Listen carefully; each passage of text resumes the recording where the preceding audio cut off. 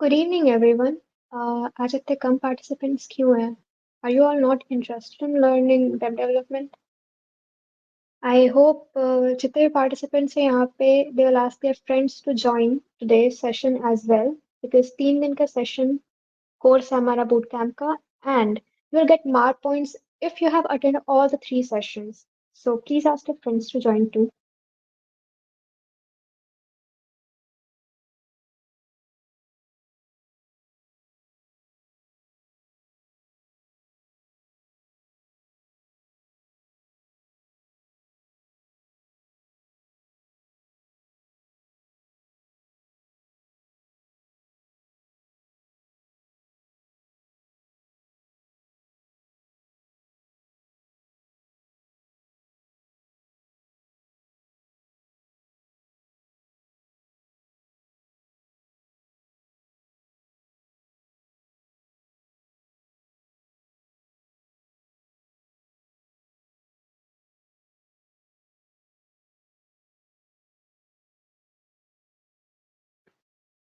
By the way, अभी जितने लोग यहाँ हैं, how was yesterday's session?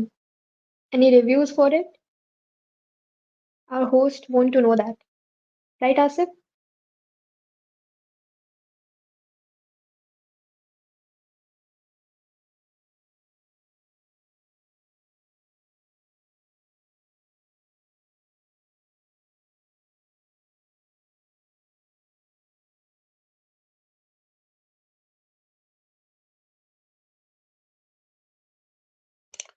We'll be starting in 7:15 को स्टार्ट कर सकते हैं हम लोग। जितने भी लोग ज्वाइन नहीं किए हैं अपने दोस्तों को बोलो ज्वाइन करने। We'll be starting in 7:15.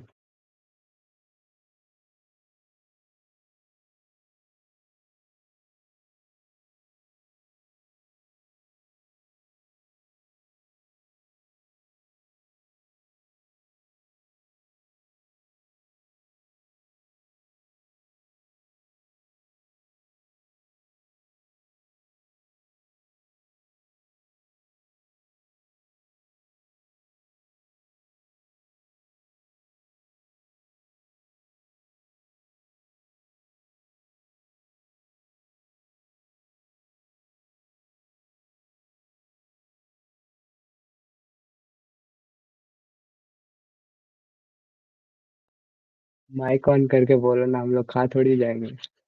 डर क्यों रहे हो इतना?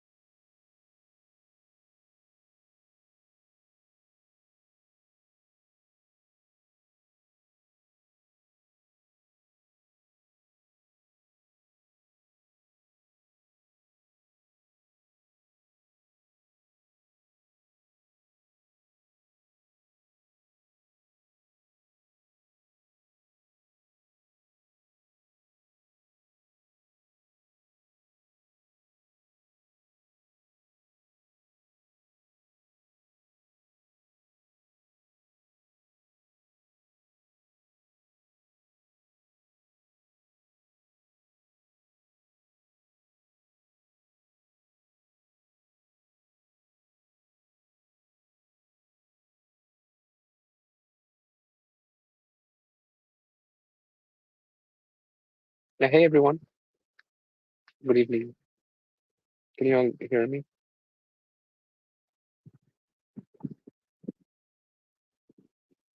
Yes, we can hear you.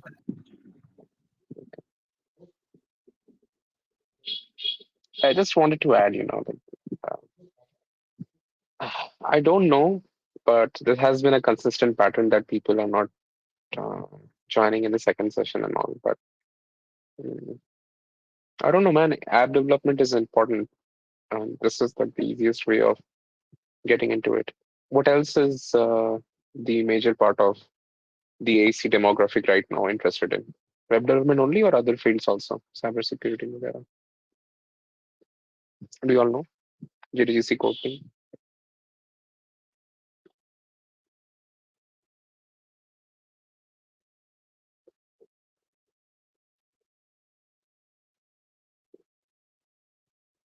I saw like posts related to AIML and all.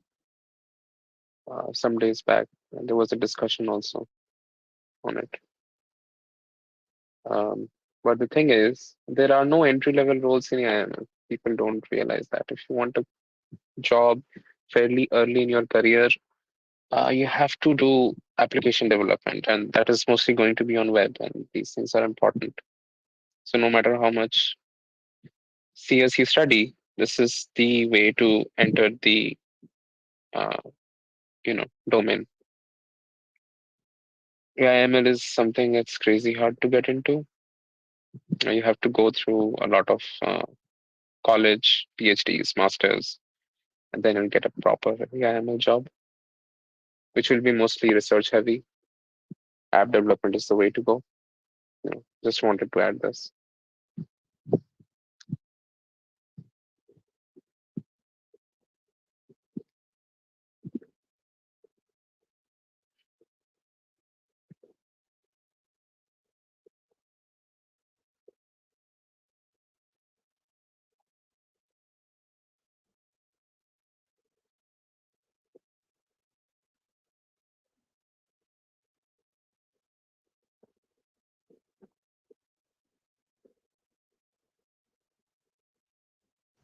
भैया hello Yeah, you can go yeah ahead.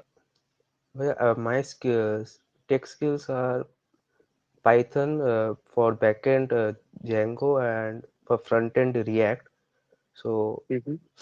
what entry levels I can get? Everything. I mean, the lot of entry level jobs for a full stack developer, I think. I mean, it's competitive, but also like if you make it's not very hard to make yourself stand out with 6 months of effort. Yeah, a little bit of experience with projects and a few freelancing jobs. It's not hard. But you have to be, you have to have a good network of people to get projects from. Do one freelancing project, and that should really boost your career. And projects तो 3-4 मैंने बोल दिए थे बहुत पहले. But like take hard projects. Like if you think it's hard, then yeah, take it up. You'll figure something out. You have something on your resume to show.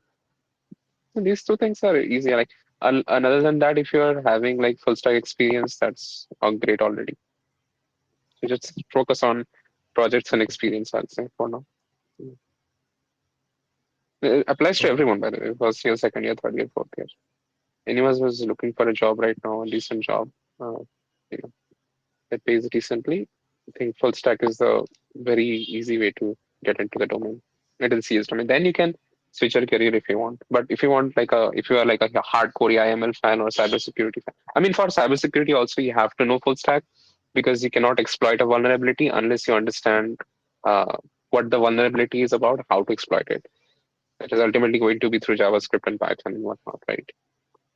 So everything boils down to full stack development first, and then you get into other domains. So why do people not join these sessions? I have been trying to explain this for a while. Okay, this is the entry level thing.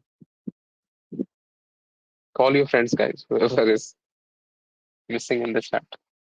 Just call them. And you shouldn't be doing this from our point. This should be something you do for your future. That's my 2 cents. To everyone in the chat. Okay. Okay, yeah, I'll let you continue at 7:15 already. Go ahead, team. Thank you so much, Priya. It was really insightful to hear from you. And I guess it's time to start the event. Hello, everyone. Once again, welcome to the second day of our Web Development Bootcamp. Our host today is Savik Maji from the second year CSE department. Let him start the session. Savik, you can start. Good evening to everyone present here. Myself Souvik Maji. I am from second year CSA department. So कल के session में तो आसिफ ने HTML और CSS के बारे में पढ़ाया था. तो basically we are going to cover today the JavaScript. We are going to cover today. So let me share my screen. 1 second. You guys can see my screen, right? Just let me know. Yes. So basically we are going to build this mini project today at the end of the session. उसके पहले JavaScript के कुछ कुछ चीज़ें हमें पढ़नी पड़ेंगी, उसके बाद हम ये बनाएँगे सेशन के एंड पे। तो इसमें क्या होने वाला है बेसिकली जैसे इसको क्लिक करेंगे तो रैंडमली कलर जनरेट होता है, राइट? सो जावास्क्रिप्ट रन करने के लिए okay, let me start by asking a few questions. क्या एचटीएमएल एक प्रोग्रामिंग लैंग्वेज है? एचटीएमएल और CSS? If you know the answer, नहीं please भैया, tell. HTML मार्कअप लैंग्वेज है और CSS स्टाइलिंग लैंग्वेज है। Very good answer. JavaScript JavaScript programming language है, वो बताता है कंप्यूटर को क्या करना है। हम लोग जावास्क्रिप्ट क्यों यूज करते हैं? भैया फंक्शनैलिटी ऐड करने के लिए फ्रंट एंड का पास वेबसाइट का, like if I would click a particular button, how that website is gonna react, where it would take me. Exactly.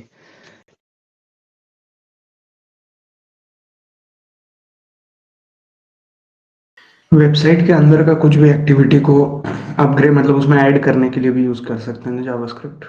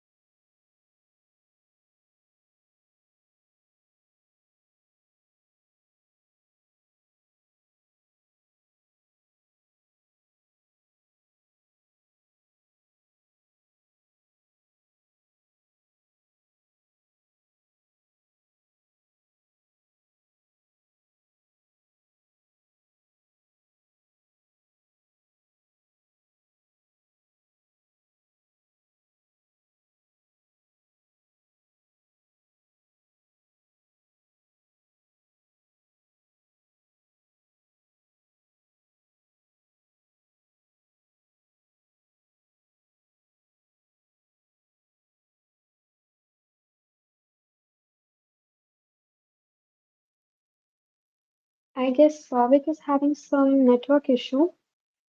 Till then, he fixes it. I guess we all can have some Q&As in the chat box.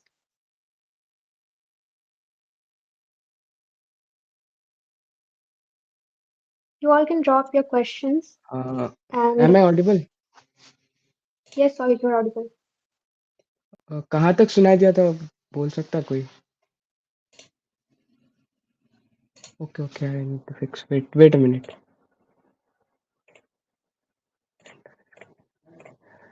अब दिख रहा होगा, I guess.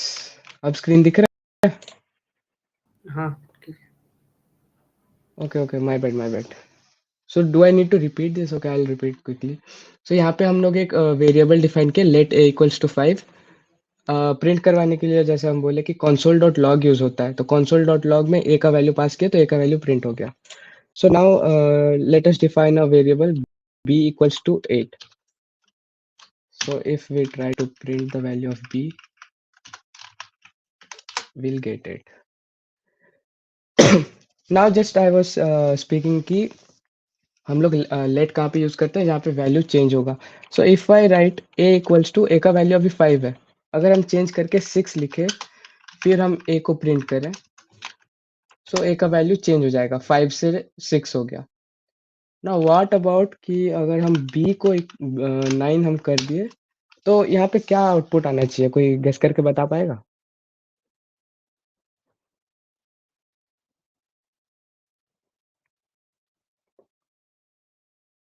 b का value अगर 8 है, 8 हम ही 9 आएगा, क्या?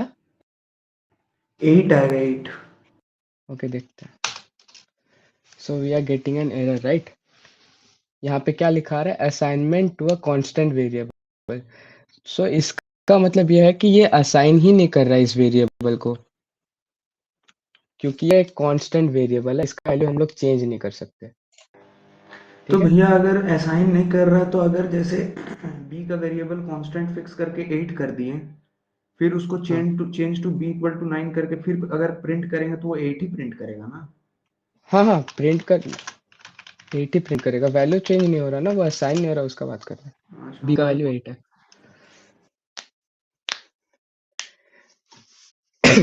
ओके. एरे पता है ना क्या होता है array?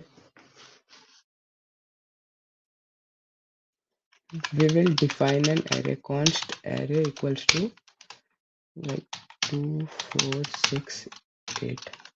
So we have defined an array. अगर हम लोग array को प्रिंट करें, we don't need to write console.log every time. अगर हम लोग array ऐसे लिखेंगे तो वो भी प्रिंट हो जाएगा. So array हम लोग का प्रिंट हो गया, जिसका वैल्यू है 2 4 6 8. Now if I write array of 0th index equals to 3, यहाँ पे क्या आउटपुट आना चाहिए, कोई बता पाएगा?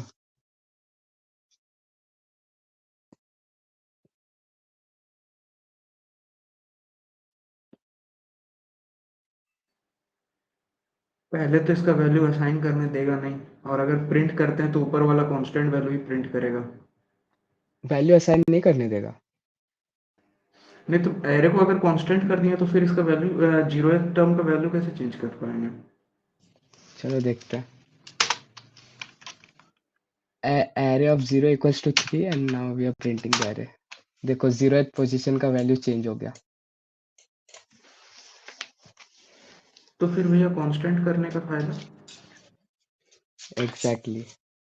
जब हम कांस्टेंट array इक्वल्स टू ये डिफाइन किए ना, तो ये array में ARR में इसका वैल्यू स्टोर हुआ, ना कि इसका डेटा सब. तो एड्रेस तो सॉरी, ARR में उस एरे का एड्रेस स्टोर हुआ.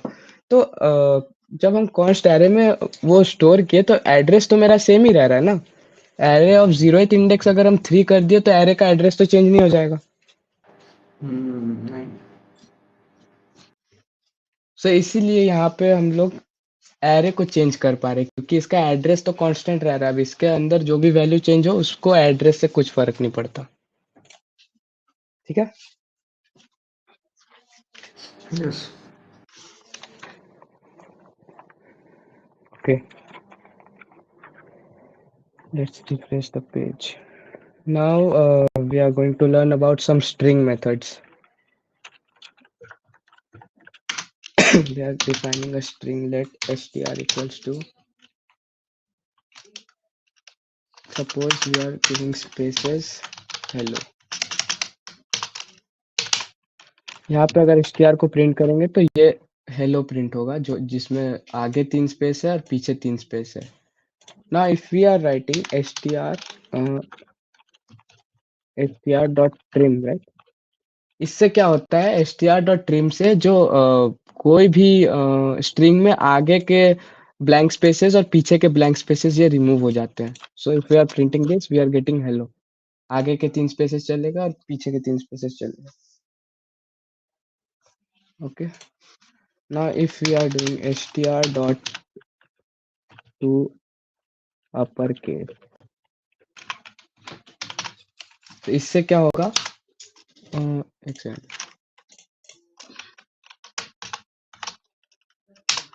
जो str का वैल्यू है उसमें जो भी जितने कैरेक्टर्स रहेंगे सबका लोअर केस से अपर केस हो जाएगा. Similarly we are having also having a function str.to lower case.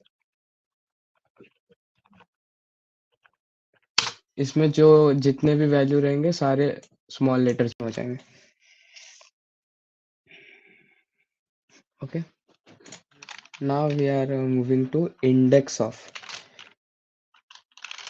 Let's refresh the page. We are defining a string str equals to I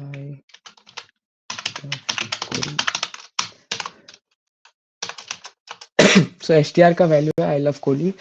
तो अगर हम यहाँ पे लिखे str.index ऑफ, अब ब्रैकेट में पास किए, तो इसका आउटपुट क्या होगा, कोई बताएगा?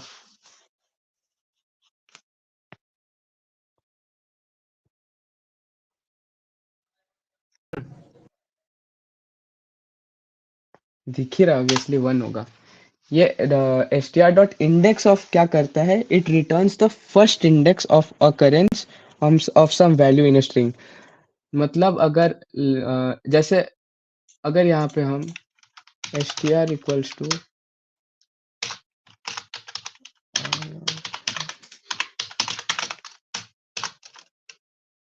Suppose my string was this और हम लिखे str.index ऑफ लव, तो ये क्या करता है, str.index ऑफ ये जो ब्रैकेट में हम पास कर रहे हैं ना, इसका बेसिकली फर्स्ट ऑकरेंस कहाँ पे है स्ट्रिंग में वो रिटर्न करता है. तो स्ट्रिंग तो जीरो बेस्ड इंडेक्सिंग फॉलो करता है ना, तो आई है मेरा 0th इंडेक्स, एल है मेरा 1 इंडेक्स फर्स्ट इंडेक्स, तो फर्स्ट इंडेक्स से ये रिपीट हो रहा है, आई मीन ऑकर हो रहा है, तो फर्स्ट इंडेक्स मेरा आ गया यहाँ पे. सिमिलरली अगर हम str.index ऑफ जे पास करें, यहाँ पे क्या आउटपुट आएगा, -1, क्योंकि एग्जिस्ट ही नहीं करता जे मेरा स्ट्रिंग पे, कहीं एग्जिस्ट नहीं करता. अब हम लोग देखते हैं मेथड चेनिंग. मेथड चेनिंग क्या होता है, लाइक हम लोग str.toUpperCase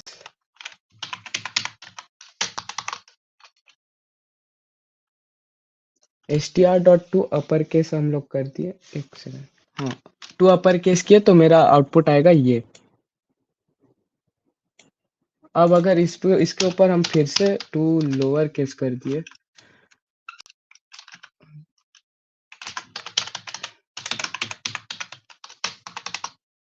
तो मेरा आउटपुट आएगा ये.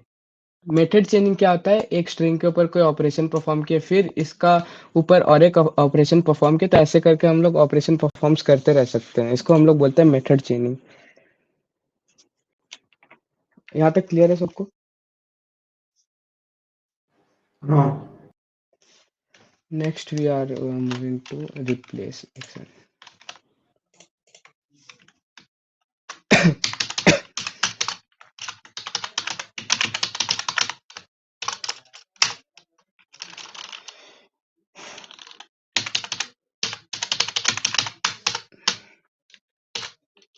अगर हम यहाँ पे फर्स्ट हम लोग पैरामीटर पास करते हैं कि हमको क्या रिप्लेस करना है, मतलब कहाँ रिप्लेस करना है और किसके साथ सेकंड वाला पैरामीटर. str.replace में फर्स्ट पैरामीटर होगा हमको कहाँ रिप्लेस करना है, और सेकंड वाला पैरामीटर होता है हमको क्या रिप्लेस करना है। देखो लव की जगह डू आ गया, राइट।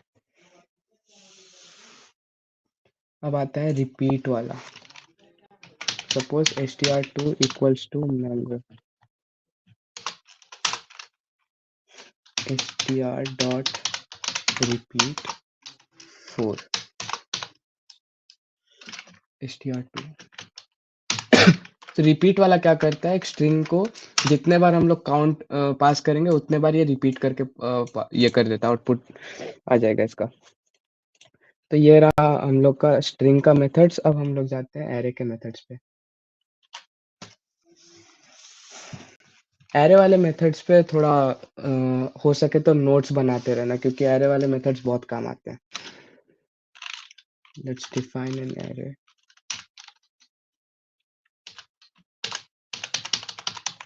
येलो एरे में मेरा येलो है। अब पहला आता है मेरा arr.push। ये पुश क्या करता है, पुश के अंदर जो भी हम लोग वैल्यू पास करते हैं ना, वो एरे के एंडिंग वाले पोजीशन पे जाके जो वैल्यू पास किया वो ऐड कर देता है। Like if we are passing array.push blue और एरे को प्रिंट कर, तो देखो लास्ट में ब्लू आ गया। अगर हम लोग पास करें रेड, देखो लास्ट में रेड आ गया। ठीक है, नेक्स्ट आता है हम लोग का pop option, pop operation. arr.pop अगर हम लोग करते हैं, देखो पॉप अगर किए तो रेड आ गया मेरा, और अब हम लोग arr को प्रिंट करते हैं। यू गाइस कैन सी कि रेड यहाँ से गायब हो गया। सो बेसिकली क्या करता है, जो एंडिंग वाला इंडेक्स है वहां से वो लास्ट का जो वैल्यू है वो एरे से हटा के वो रिटर्न कर देता है। ठीक है, अब आता है मेरा unshift operation. arr.unShift। Unshift operation क्या करता है, क्यू के बारे में सुने हो ना? किसके बारे में? Q Q Q? हाँ, क्यू डेटा स्ट्रक्चर। अच्छा, हाँ हाँ, SQL. Q data structure, SQL नहीं।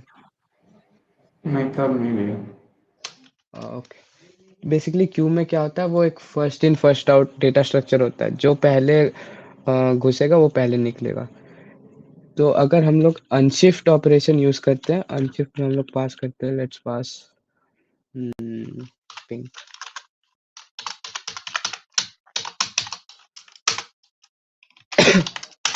देखो पहले येलो ब्लू था, अब यहाँ पे सबसे पहले वाले इंडेक्स पे पिंक आ गया। सो अनशिफ्ट क्या करता है, एकदम एरे के बिगनिंग में कोई अगर वैल्यू पास करो तो उसको ऐड कर देता है। ठीक है, अब आता है मेरा शिफ्ट ऑपरेशन।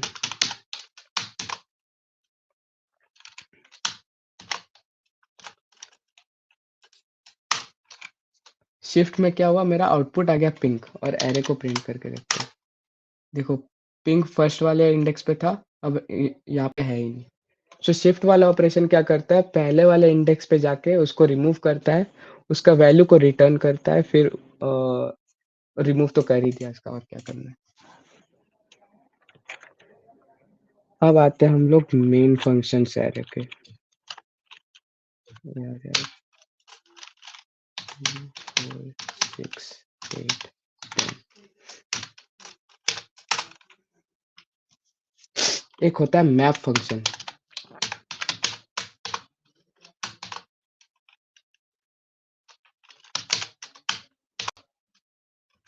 अभी लिख के रख लो, ये एरो फंक्शन है, मैं बता दूंगा अभी थोड़ी देर में क्या करता है, बस वो देख लो। देखो यहाँ पे क्या हुआ,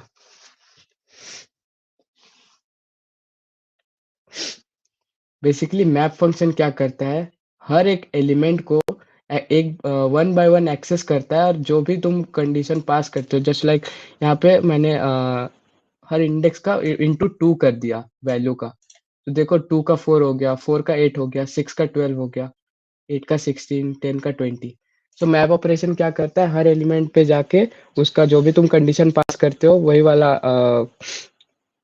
वही वाला वैल्यू लाइक जैसे एलिमेंट इंटू 2 किया मैंने, तो हर इंडेक्स के वैल्यू को मल्टीप्लाई कर करके ये एक नया वैल्यू नया एरे जनरेट करके रिटर्न करता है। ठीक है,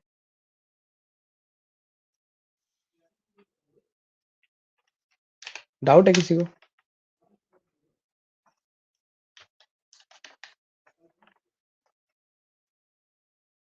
नहीं। ओके, नहीं भैया ठीक है। जस्ट अ मिनट, एक मिनट।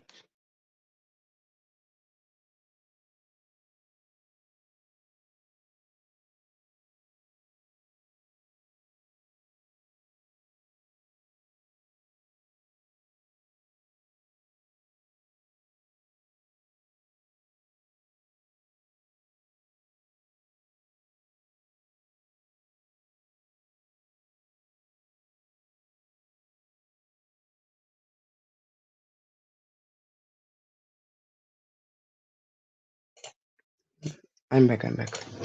नेक्स्ट वाला हम लोग पढ़ने जाएंगे रिड्यूस मेथड। तो arr.reduce,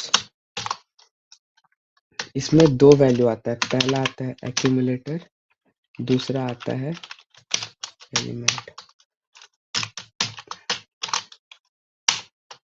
यहाँ पे थोड़ा दिक्कत होगा, जो एक बार एरो फंक्शन समझ जाओ उसके बाद ये कुछ नहीं है, या बस नोट करके रख लेना अभी ये फंक्शन। ये क्या करता है अभी?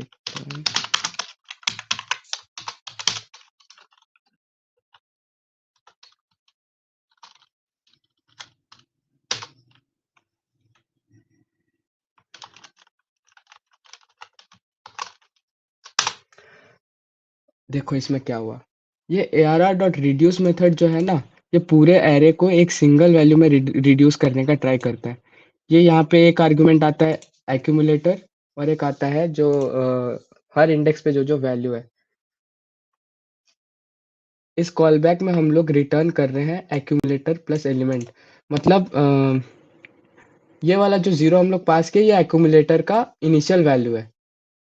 तो let's dry run the code. अब लोग मान लो एक्यूमुलेटर का वैल्यू हम लोग का 0 है, तो 0 प्लस एलिमेंट, पहला एलिमेंट क्या है 4, फिर 4 प्लस 8 12। एक सेकेंड, ओके सॉरी ये वाला नहीं होगा, ये होगा हाँ। एक्यूमुलेटर का वैल्यू 0 है, 0 plus 2 2, 2 plus 4 6, 6 plus 6 12, 12 plus 8 20, 20 plus 10 30, 30 मेरा आउटपुट आ गया। तो एक्यूमुलेटर का इनिशियल वैल्यू 0 के अलावा कुछ भी रख सकते हैं ना? हाँ रख सकते हैं। इनिशियल वैल्यू मेरा 5 था, 5 प्लस 2 10, 10 प्लस 4 14 प्लस 6 20 प्लस 10 35, ऐसे करके आ जाएगा। बेसिकली यहाँ पे जो पास करते हैं हम लोग एक्यूमुलेटर का इनिशियल वैल्यू पास करते हैं, और ये रिड्यूस क्या करता है एक्यूमुलेटर के साथ, मेरा एक्यूमुलेटर मतलब जो भी प्रीवियस वैल्यू है, लाइक यहाँ पे हम 0 पास किए थे, तो 0 प्लस 2 2, एक्यूमुलेटर में 2 स्टोर हो जाएगा, फिर 2 प्लस 4 6, एक्यूमुलेटर पे 6 स्टोर हो जाएगा, फिर 6 प्लस 6 12, ऐसे करके एक्यूमुलेटर में स्टोर होते जाता है, और एलिमेंट जो है हर एरे का मतलब इंडेक्स का वैल्यू है, ऐसे करके ये सिंगल वैल्यू में रिड्यूस हो जाता है। ठीक है, हाँ भैया। यहाँ तक किसी को कुछ डाउट है?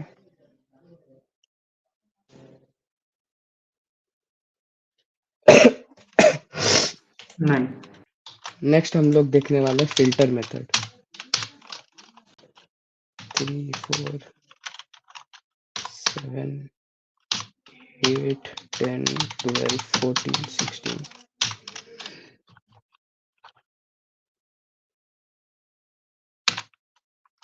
arr.filter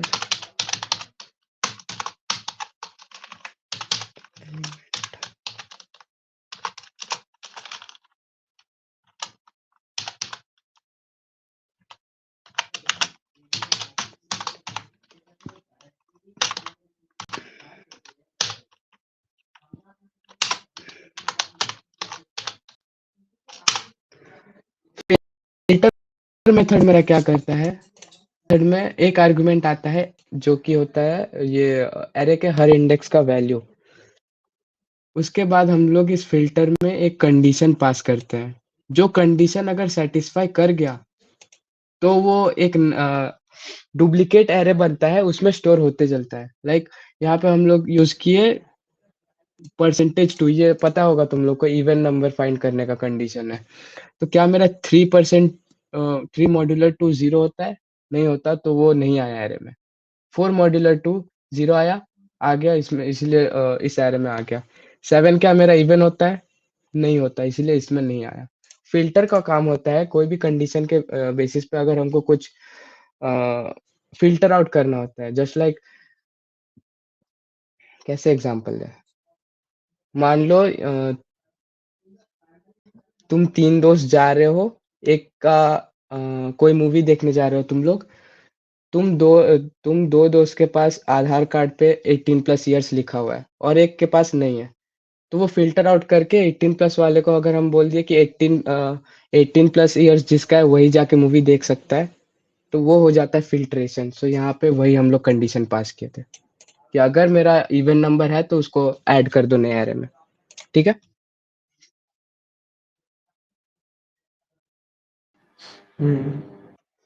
अब हम लोग देखेंगे स्प्रेड ऑपरेटर।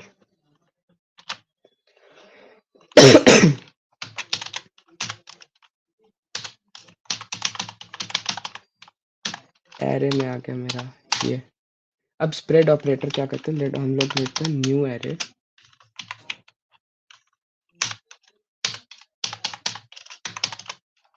कॉमा 8 9 10। देखो यहाँ पे क्या आया, पहले एरे डिफाइन किए, इसका वैल्यू था 1 2 3 4 5 6। अब न्यू एरे डिफाइन किए, ये ट्रिपल डॉट एरे कॉमा 8 9 10। अब ये ट्रिपल डॉट क्या करता है, ट्रिपल डॉट ARR पास किया हम, राइट? ARR में कौन सा वैल्यू है, 1 2 3 4 5 6। तो ये ट्रिपल डॉट क्या करता है, एक एक करके वैल्यू यहाँ पे प्लेस करना स्टार्ट कर देता है। देखो ट्रिपल डॉट पास किया ARR, सो ये 1 आया, 2 आया, 3 आया। बेसिकली इस एरे के जितने भी वैल्यूज है इसको एक एक करके यहाँ पे बिठाना स्टार्ट कर दिया। यहाँ पे बिठ गया सारा वैल्यू पहले एरे का, लाइक 6 तक बैठ गया। फिर हम क्या किए, कॉमा 8 कॉमा 9 कॉमा 10। मतलब पहले एरे का जितना वैल्यू था उसको तो रहने ही दो, प्लस हम ये और 3 वैल्यू दिए। ये बेसिकली होता है स्प्रेड ऑपरेटर का काम। मतलब ये वैल्यू ऐड कर देता है और एक्स्ट्रा।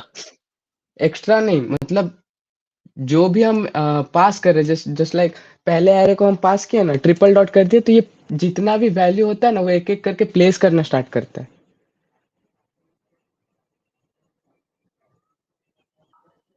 ठीक है। तुमको अगर ये एरे का वैल्यूज चाहिए होता तो तुम ऐसे जावा वगैरह में क्या करते हो, लूप लगा के एक एक करके बिठाओगे ना। तो जावास्क्रिप्ट में क्या होता है, एक स्प्रेड ऑपरेटर ही होता है, वो एक एक करके सारा तुम्हें खुद बिठा के दे देगा, तुमको लूप नहीं लगाना पड़ेगा।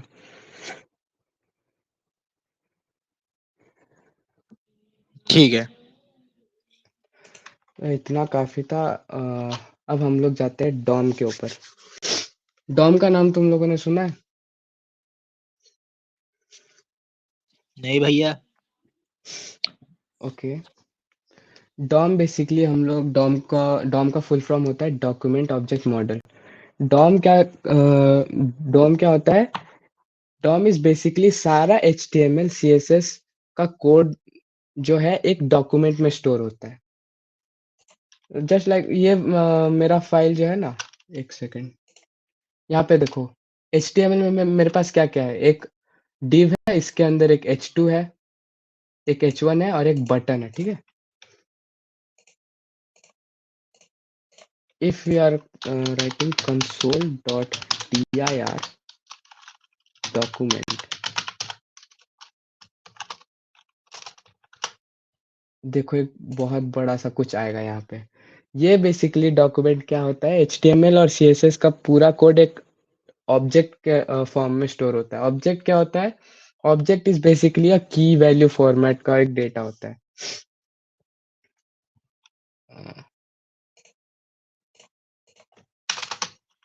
एक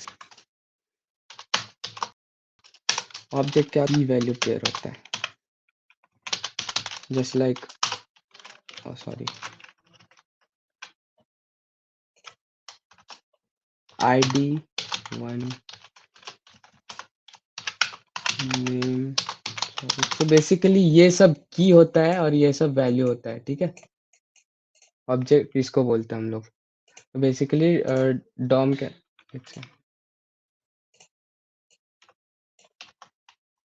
डॉम जो है पूरे HTML CSS का कोड एक डॉक्यूमेंट में स्टोर करके रखता है। अब इस कौन अब इस डॉक्यूमेंट में एक फील्ड होगा ऑल करके। अब इस ऑल में जाके देखोगे एक यहाँ पे कंटेनर है, इस पे ये क्या है, ये कंटेनर जो है ना, ये बाहर वाला पूरा कंटेनर है। कंटेनर में एक h2 है जो कि बैकग्राउंड कलर को दिखा रहा है, यहाँ पे पॉइंट कर रहा है। एक h1 है जो कि ये मेरा हेक्स कलर का कोड लिखा हुआ है। एक बटन है, ठीक है। तो ये HTML का जो भी जितना भी एट्रीब्यूट्स है यहाँ पे दिख रहा है एक एक करके। नाउ सपोज कि मान लो हमको ना ये बैकग्राउंड कलर का टेक्स्ट जो है ना वो HTML से नहीं जावास्क्रिप्ट से हमको चेंज करना है, तो हम लोग कैसे करेंगे?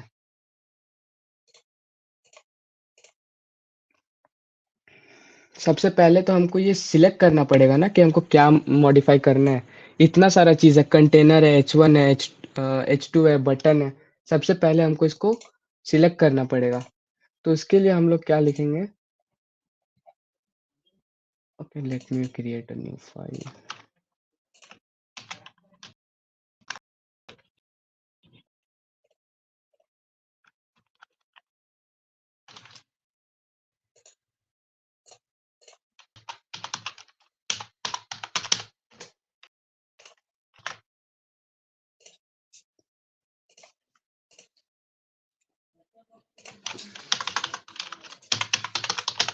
script.js इसके अंदर इसके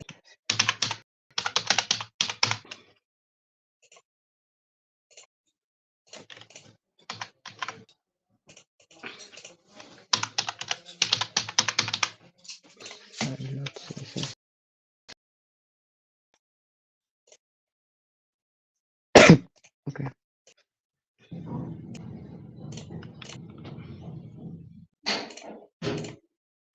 if you now click on this click में भी कुछ नहीं होगा क्योंकि मैंने बस HTML और CSS का कोड कॉपी किया है। स्क्रिप्ट में तो कुछ है ही नहीं कि क्या करना है, इसको कुछ नहीं मालूम। हम लोग क्या करते हैं, सबसे पहले हम लोग सिलेक्ट करेंगे इस बटन को, हेडिंग को, बैकग्राउंड कलर को। इसके लिए हम लोग क्या करेंगे, कॉन्स्ट यूज करेंगे क्योंकि मेरा जो बैकग्राउंड कलर का जो हेडिंग है एक सेकंड H2 है ना, तो ये तो हमको चेंज नहीं करना, इसको हमको कांस्टेंट रखना है। So const heading equals to, हम लोग यूज करते हैं बहुत सारे टाइप से, हम लोग इसको ये कर सकते हैं, एक्सेस कर सकते हैं। अभी लेट्स कंसिडर कि इसके पास एक आईडी है, ID equals to heading, const heading equals to, हम लोग ऐसे इसको सिलेक्ट करेंगे, document dot get element by ID. देखो आ गया, आईडी मेरा क्या था, हेडिंग। अब अगर मैं इसको प्रिंट कर रहा हूँ console डॉट लॉग हेडिंग, तो देखना क्या आएगा।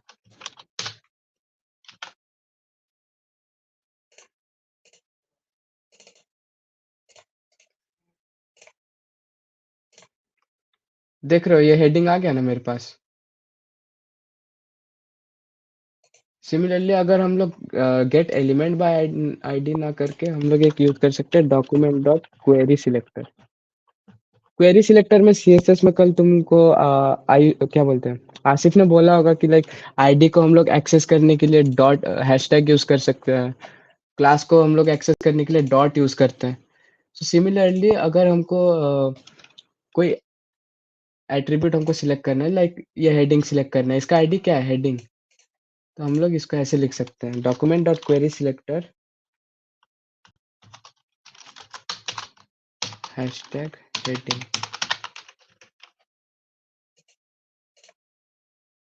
सेम रिजल्ट मिलेगा तुमको। देखो आ गया हेडिंग, ये वाला हेडिंग एक्सेस हो गया।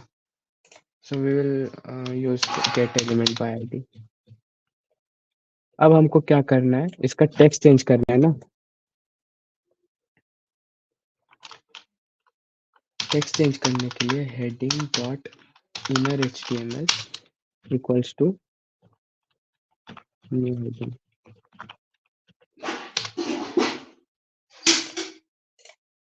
देखो ये चेंज हो गया, पहले क्या था, बैकग्राउंड कलर था, अब ये हो गया न्यू हेडिंग। बेसिकली ऐसे हम लोग डॉक्यूमेंट डॉम को यूज करके मैनिपुलेट कर सकते हैं चीजें। डाउट है इसमें किसी को कुछ?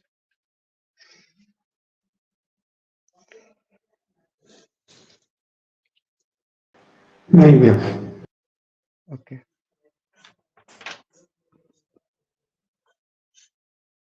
I guess we can now start building our project. Are you guys excited? Yes. हाँ भैया, यस। Okay,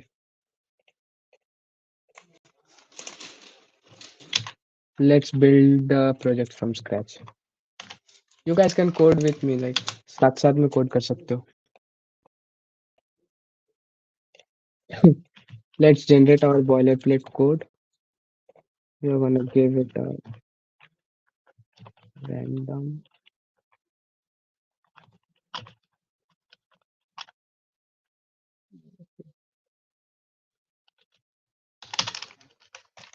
अब ये टाइटल में पता है ना क्या आता है? देखो ये वाला जो टैब के ऊपर लिखा रहता है इसको टाइटल हम लोग बोलते हैं। अगर हम लोग इसको कुछ और डाल देंगे, देखो ये आ गया, यहाँ पे चेंज हो गया। So we will be writing एक सेकंड गाइस, एक सेकंड।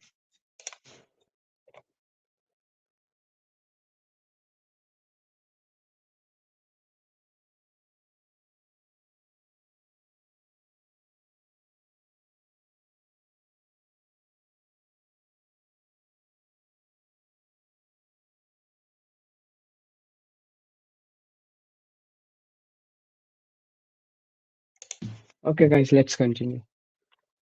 सबसे पहले we are gonna create a div, a class हम लोग के लिए container। ये पूरा मेरा आउटलाइन बन रहा है, लाइक ये जो देख रहे हो ना, ये बाहर वाला हमको पहले बनाना है, उसके बाद ये वाला डालना है हेडिंग, इसके बाद हेक्स कलर का कोड, उसके बाद ये बटन डालना है। तो सबसे पहले आएगा मेरा हेडिंग बैकग्राउंड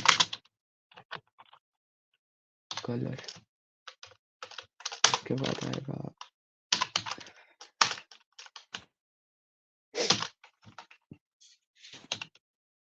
हेक्स कोड जो होता है वो 6 लेटर्स का होता है।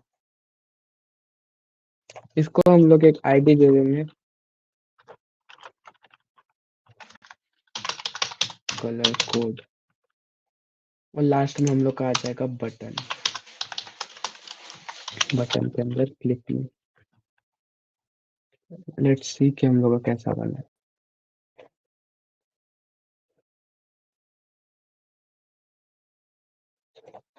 बेसिकली देख रहे हो ना, ये अभी स्टाइलिंग के लिए हम लोग स्टाइल पिक को अपना ये कर सकते हैं, लिंक कर सकते हैं, लिंक यहाँ तक हो गया सबका?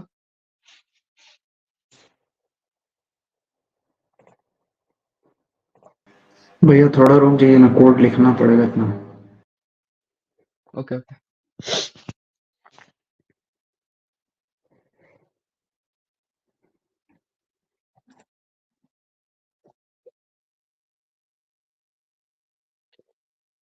लेट मी नो हो गया तो।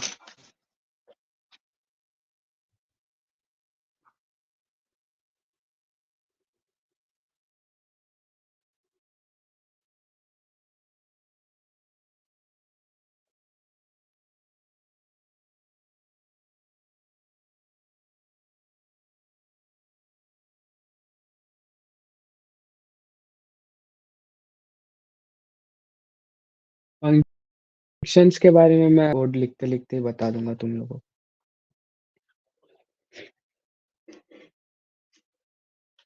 हुआ?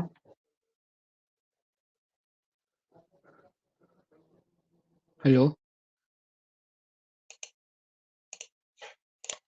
हो गया आगे करिए। करते हैं हम लोग अपना।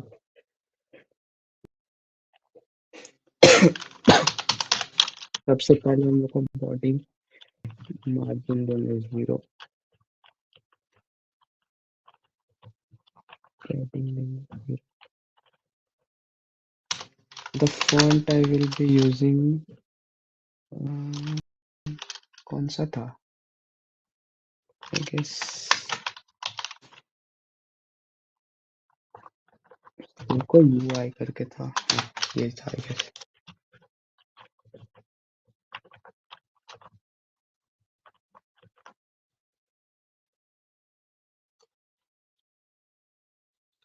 हाइट हम लोग दे देंगे इसको 100 view height PH. We are going to use Flexbox display flex. देखते हैं क्या होता है.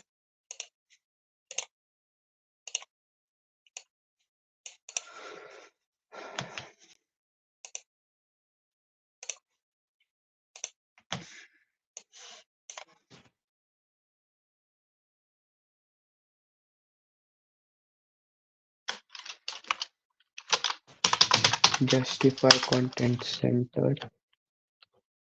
align item center. देख रहे हो ये वर्टिकली भी सेंटर में आ गया और हॉरिजॉन्टली भी सेंटर में आ गया. जस्टिफाई कंटेंट हॉरिजॉन्टली सेंटर में लाने में यूज होता है और अलाइन आइटम्स वर्टिकली.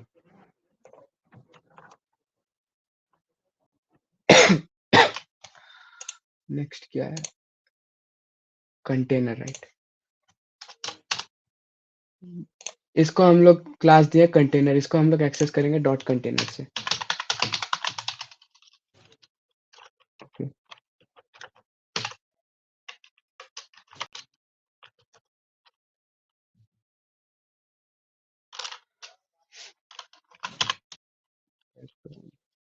क्या हो रहा है?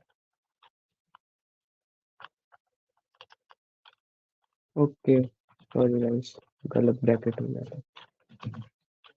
बैकग्राउंड कलर इसका कौन सा है देखना पड़ेगा.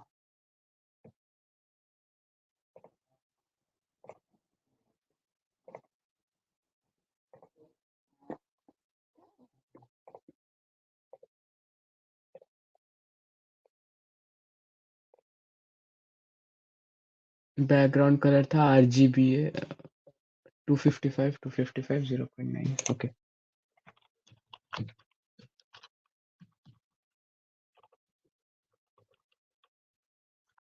255 opacity था 0.9.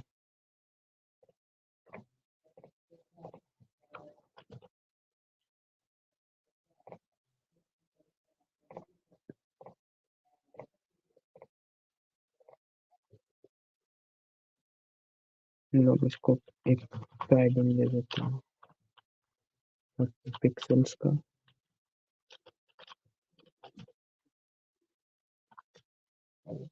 Order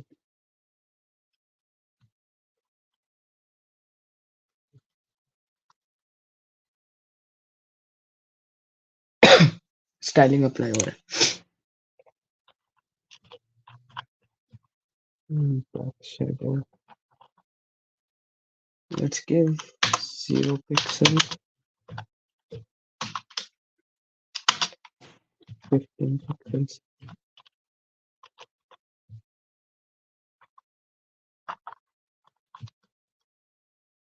Zero, zero, zero, 0.2. यहाँ पे देखो नीचे एक आ गया बॉक्स शैडो.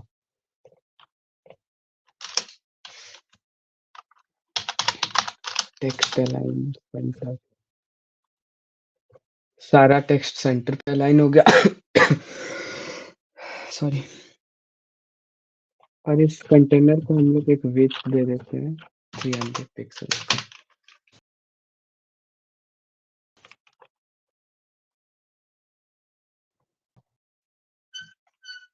अब हम लोग को क्या स्टाइल करना है, H1 और H2।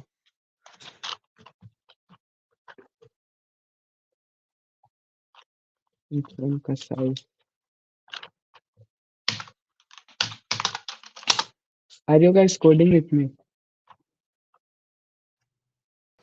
हाँ भैया। Okay okay, font size 3 run दे देता हूँ इसका, ठीक है।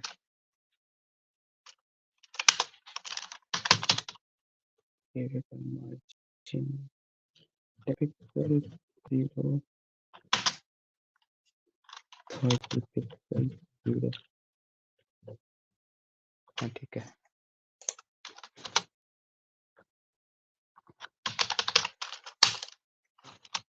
कलर इसका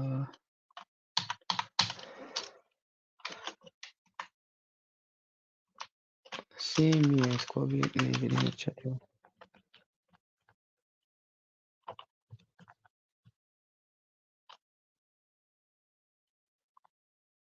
नहीं स्पेस, हाँ ठीक है। Let's style our H2 margin 0,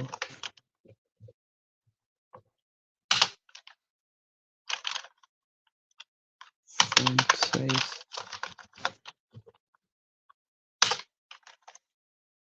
1.2 run, सारा छोटा हो गया,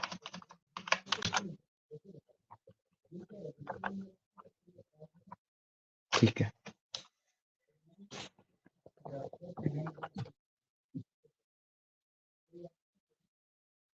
तो अपर केस था क्या ये? ओके अपर केस,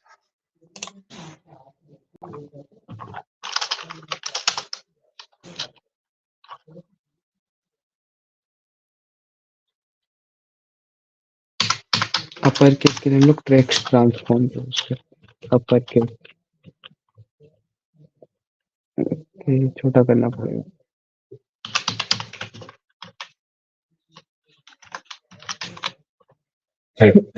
ठीक है,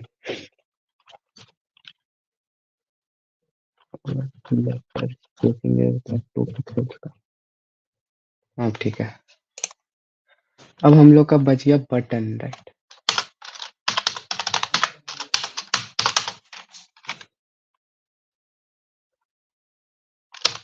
बटन को बैकग्राउंड कलर अभी 323,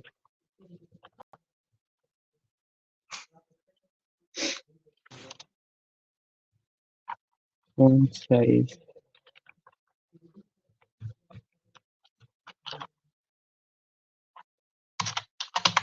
100,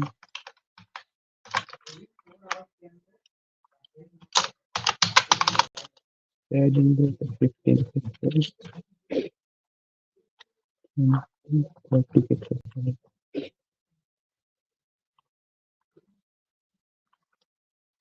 For the text color, we can use SSS.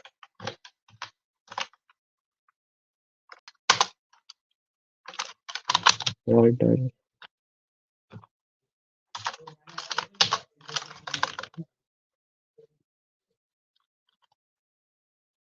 Border को हम लोग नन रख सकते हैं, बॉर्डर हट गया ये बटन से यहाँ पे। अब और एक चीज यहाँ पे देखो, जब हम लोग इसके ऊपर पॉइंट कर रहे तो ये कर्सर जो है चेंज नहीं हो रहा है, इसको हम लोग चेंज करके पॉइंटर कर सकते हैं। देखो अब हवर कर रहे हैं इसके ऊपर तो ये पॉइंटर हो जा रहा है।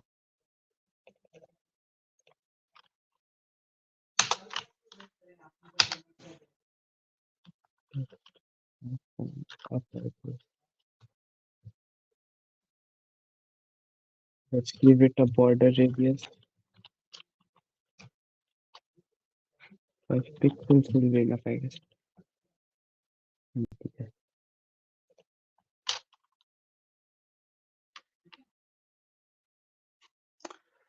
इतना तो काफी होगा आई गेस। हवर करने का डालना है ना।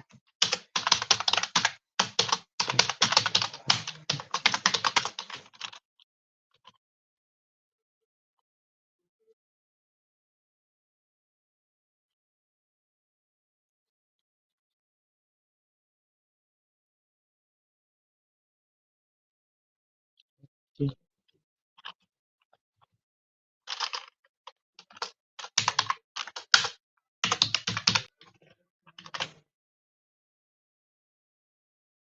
When I'm clicking ये छोटा हो जा रहा है थोड़ा। This is due to the active pseudo class। यहाँ पे ट्रांसफॉर्म कर दिया हम scale 0.98। Let's add the transition। 0.98 से होता क्या है? स्केल मतलब ये 0.98 1 मतलब होता है ये जितना साइज है 1 इसको कंसिडर करेंगे। 0.98 लिखे मतलब इससे थोड़ा छोटा। अगर हम ठीक है, यहाँ पे 1.1 डालें तो देखो बड़ा हो जाएगा। बड़ा हो रहा है ना। ठीक है।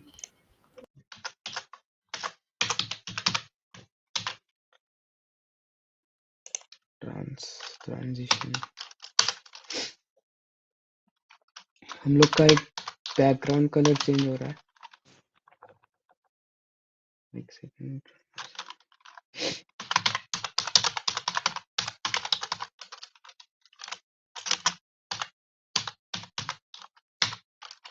और क्या हो रहा है? ट्रांसफॉर्म हो रहा है।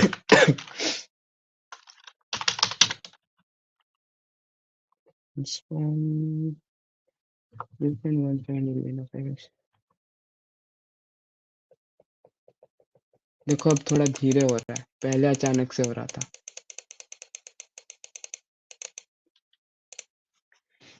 तो इतना स्टाइलिंग काफी है आई गेस।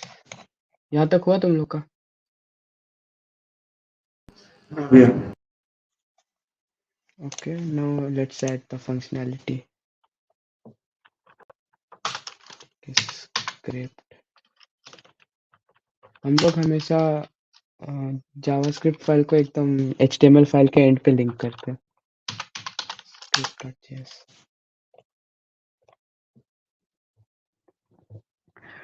अब हमको बताओ कि इस भैया पूरे इंडेक्स वाला फाइल एक बार और ओपन करिएगा।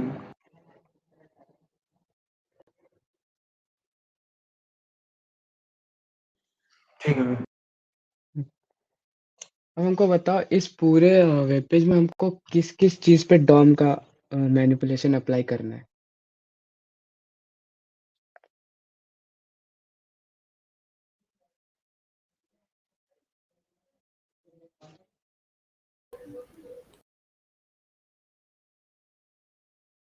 लाइक कि पूरा HTML का बैकग्राउंड का कलर चेंज हो जाना चाहिए ना।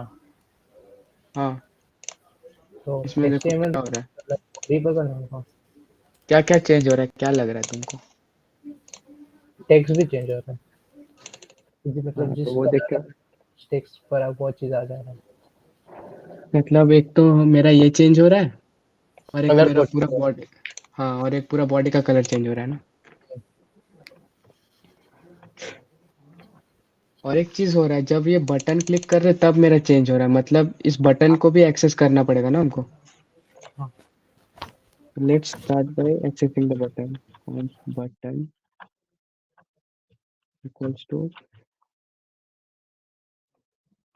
बटन का कुछ आईडी था क्या? Okay let's give it ID ptn। कोई बताओ हमको ये बटन का एक्सेस कैसे करेंगे हम?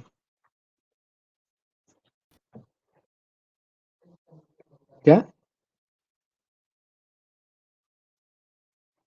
हाँ सिंटैक्स क्या होगा बोलना। डॉक्यूमेंट है क्वेरी सेलेक्टर फिर उसके अंदर वो हैशटैग करके हैशटैग btn ना। नाइस। और एक हमको ये एट्रीब्यूट इसको सिलेक्ट करना है। क्वेरी इसका मेरा आईडी सेलेक्टर और एलिमेंट्स का डिफरेंस क्या होता है? क्वेरी सेलेक्टर और एलिमेंट्स में डिफरेंस? क्वेरी सिलेक्टर में तुम CSS का स्टाइलिंग जैसे अप्लाई करते हो ना, हाँ क्लासेस के लिए डॉट यूज करते हो, आईडी के लिए हैशटैग यूज कर सकते हो। तो इसमें क्वेरी सिलेक्टर में जैसे सीएसएस का अप्लाई करते हो, अगर वैसे ही लिख दिया ना तो तुम एक्सेस कर सकते हो। और गेट एलिमेंट बाय आईडी में क्या होता है, तुमको स्पेसिफिक आईडी का ही वैल्यू पास करना पड़ेगा। मतलब समझे नहीं। सपोज ये बटन जो है मेरा, उसका एक क्लास है btn करके, btnn, ठीक है। ठीक है। तो क्वेरी सिलेक्टर से क्या है, जैसे इसका आईडी हैशटैग btn है, ठीक है। तो अगर हमको आईडी से करना होगा तो हम गेट एलिमेंट बाय आईडी से कर सकते हैं, ठीक है। ठीक है।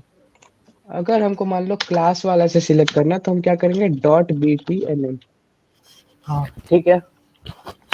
तो इससे मेरा क्लास वाला जो क्लास जिसमें पास किया ना, वैसे हम इसको सिलेक्ट कर सकते हैं। ये होता है क्वेरी सिलेक्टर का। ठीक है। क्वेरी सिलेक्टर तो समझ आ गया। गेट बाय एलिमेंट्स मतलब bye elements ID. Gate element by ID में दिक्कत है? उसमें क्या दिक्कत आती है? नहीं नहीं, पूछ रहा हूँ। मतलब समझा नहीं। तुमको डाउट है क्या गेट एलिमेंट बाय आईडी पे? हाँ मतलब वो दोनों का डिफरेंस क्या होता है? इसमें एक्चुअली एक पार्टिकुलर जो आईडी दिया जाता है उसे टारगेट किया जाता है। हाँ, जैसे इसमें आईडी तो पता है ना, एक यूनिक होता है, दो चीज को सेम आईडी नहीं दे सकते हो। नहीं दे सकते, ठीक है। तो वो जैसे कोई स्पेसिफिक चीज को अगर हमको, लाइक मान लो कि मेरा एक पेज में 3-4 बटन भी तो हो सकता है ना, हो सकता है। तो उसमें हम क्या आईडी से सिलेक्ट कर पाएंगे एक बार में 3-4 बटन? नहीं, उसके लिए एक वहाँ पे अलग अलग बटन को अलग अलग सेलेक्ट करना पड़ेगा। तो वैसे अगर हम क्वेरी सिलेक्टर यूज किए सेम क्लास नेम से, तो हम बहुत सारा बटन एक साथ यूज कर सकते हैं। ठीक है, समझ गया। सारा बटन एक बार में सिलेक्ट हो जाएगा। ठीक है। हम्म, तो यहाँ पे क्या था, hashtag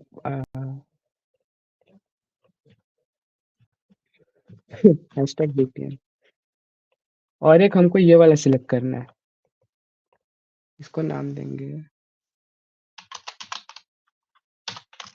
const color text equals to document dot get element by id।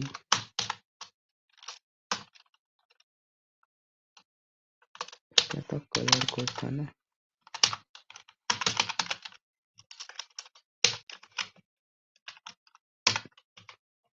ठीक है, मेरा बटन सिलेक्ट हो गया, मेरा ये टेक्स्ट सिलेक्ट हो गया। अब नेक्स्ट क्या चीज़ है, कैसे हम लोग इसको रैंडमली जनरेट करवा पाएंगे? तो हेक्स कोड के बारे में पता ही होगा ना, ये 6 लेटर्स का एक होता है, स्ट्रिंग होता है, जिसमें हेक्साडेसिमल वैल्यूज के बारे में पता है तुम लोगों को? पता है हाँ भैया, पता है। ये हर एक कुछ सर्टेन लेटर्स होंगे जिसका मतलब एक कुछ कलर आएगा। पहला दो रिप्रेजेंट करता है रेड कितना होगा, फिर दो लेटर रिप्रेजेंट करता है कि ग्रीन का वैल्यू कितना होगा, फिर दो रिप्रेजेंट करता है कि ब्लू का वैल्यू कितना होगा, RGB। सो इसका हर इंडेक्स पे मेरा वैल्यू हो सकता है 0 से लेके 9, या तो A B C D E और F, या तो 0 से 9 हो सकता है, या तो ABCDEF, कुछ भी हो सकता है ये सब वैल्यूज में से। ठीक है, तो हम लोग का अप्रोच क्या होने वाला है, हम लोग एक खाली स्ट्रिंग लेंगे, जब भी हम लोग इस बटन को क्लिक करेंगे तो मेरा वो खाली स्ट्रिंग एक रैंडम ऐसा स्ट्रिंग में भर जाए, और पूरा बॉडी का कलर मेरा उस स्ट्रिंग के बराबर हो जाए जो नया स्ट्रिंग जनरेट हुआ, और ये टेक्स्ट भी उसी नए स्ट्रिंग के बराबर हो जाए। समझ रहे हो?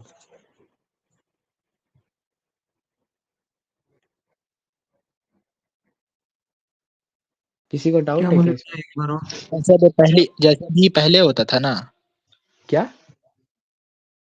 मतलब जैसे अभी आप बटन को क्लिक करते थे तो नया कोड्स आता था कलर का कोरस्पॉन्डिंग, हाँ हाँ वैसे हाँ हाँ हाँ। बेसिकली हम लोग क्या करने वाले हैं, जब भी क्लिक होगा ना, एक हम लोग खाली स्ट्रिंग लेंगे। जब क्लिक करेंगे मेरा वो खाली स्ट्रिंग एक ऐसा स्ट्रिंग में भर जाए, एक-एक करके हर इंडेक्स भर जाए मेरा। फिर ये पूरा बॉडी का कलर चेंज हो जाए और ये टेक्स्ट भी चेंज हो जाए मेरा, जो नया स्ट्रिंग बना उसके हिसाब से। तो वो कलर आइडेंटिफाई कैसे करेगा? क्या कलर आइडेंटिफाई? मतलब जैसे कि ग्रीन हुआ, तो उसे कैसे पता चलेगा ग्रीन का मतलब आरजीबी क्या लगता है, मतलब क्या यूज होता है? वो तो अभी बोला ना कि हर इंडेक्स पे 0 से लेके 9 या तो ए टू लेके ए से लेके एफ तक कुछ भी वैल्यू होगा वो अपने आप डिटेक्ट करता जाएगा। बट उसे कैसे पता चलेगा ग्रीन का ये होता है, ब्लू का ये होता है? वो तो कोडेड है ना। ओह, ठीक है, करिए, देखते हैं। हाँ हाँ, हम लोग एक एरे बनाएंगे, हेक्स कैरेक्टर्स।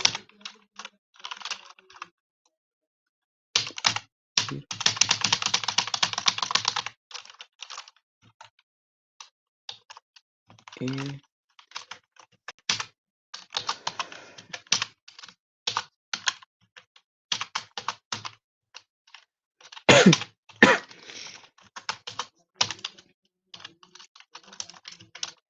एफ।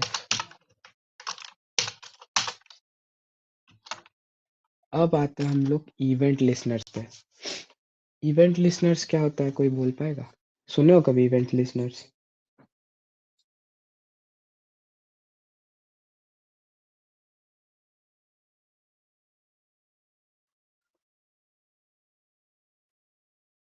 कोई नहीं सुना इवेंट लिसनर के बारे में? नहीं भैया, सुने तो नहीं है, आप ही बता दीजिए एक बार। ठीक है, इवेंट लिसनर क्या होता है, एक जावास्क्रिप्ट का फंक्शन होता है। मतलब जब भी अगर हम कुछ पेज पे कर रहे हैं, जब भी कोई स्पेसिफिक टास्क हम किए, जैसे कि ये बटन हम क्लिक किए, तो हमको चाहिए कि कोई स्पेसिफिक काम हो, तो उसके लिए हम लोग एक इवेंट लिसनर ऐड करते हैं। इवेंट लिसनर कुछ नहीं होता, बेसिकली एक सिंपल सा फंक्शन ही होता है जो बार बार जैसे हमको क्लिक करना है तो मेरा पूरा पेज का कलर चेंज करके दो, ये एक इवेंट लिसनर है। जब हम क्लिक करेंगे, clicking is the event listener.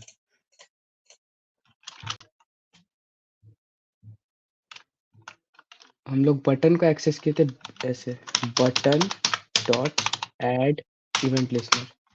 ये वाले बटन पे मेरा एक इवेंट लिसनर ऐड करो। क्या इवेंट लिसनर? जब भी क्लिक हो ये बटन। अब आते हैं फंक्शंस पे। फंक्शन को हम ऐसे डिफाइन करते हैं, फंक्शन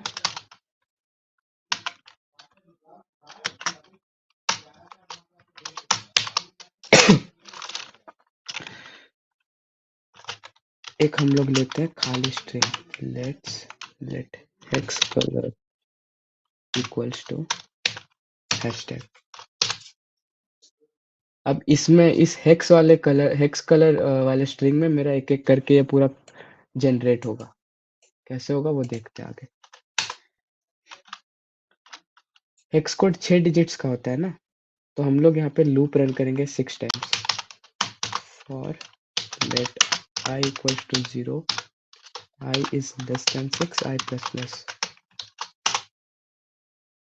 हर बार क्या करो, हेक्स कलर में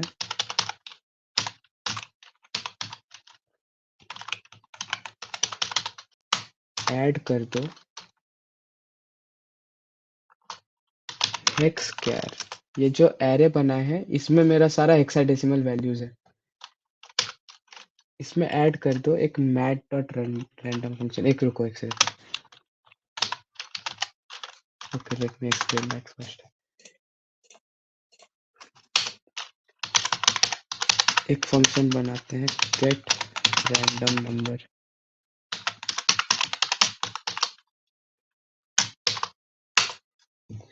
इसमें हम लोग क्या करेंगे, एक मैथ डॉट रैंडम फंक्शन होता है जावास्क्रिप्ट में। ये मैथ डॉट रैंडम फंक्शन क्या करता है, जीरो जीरो जीरो से लेके जीरो को, एक सेकेंड, इसका रेंज है 0 लेस देन इक्वल्स टू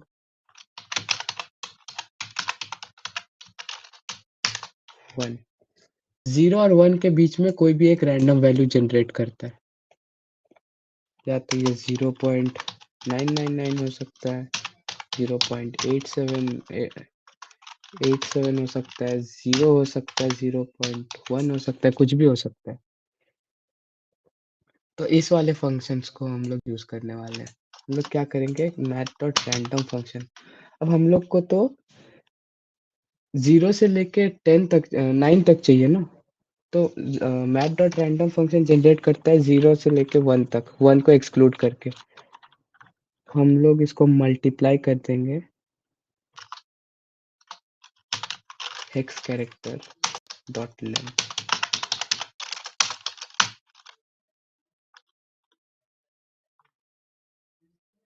ये वाला किसी को समझ में नहीं आया कि भैया हेक्स कैरेक्टर डॉट लेंथ से ही क्यों मल्टीप्लाई किया हम लोग।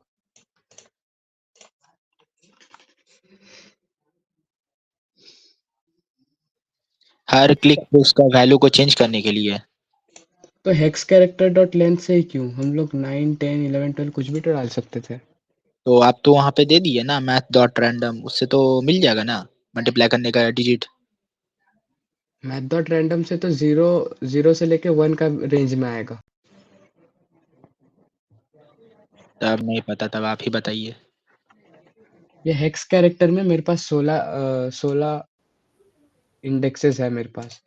हमको हर बार रैंडमली 0 से लेके 15 तक कुछ भी हमको रैंडम नंबर चाहिए।